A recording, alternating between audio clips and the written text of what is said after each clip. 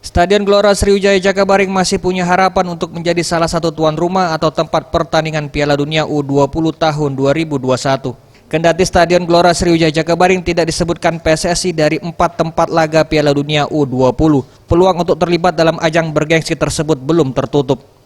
Ketua Asosiasi Provinsi Persatuan Sepak Bola Seluruh Indonesia Sumatera Selatan, Ucok Hidayat mengatakan, saat bertemu dengan Ketua Umum PSSI M. Iriawan di Kongres Biasa PSSI, dirinya mendapat keterangan bahwa sampai saat ini belum ditetapkan stadion yang akan menjadi penyelenggara Piala Dunia U20, di mana baru 4 stadion yang ditetapkan, 2 stadion masih perlu dilakukan peninjauan.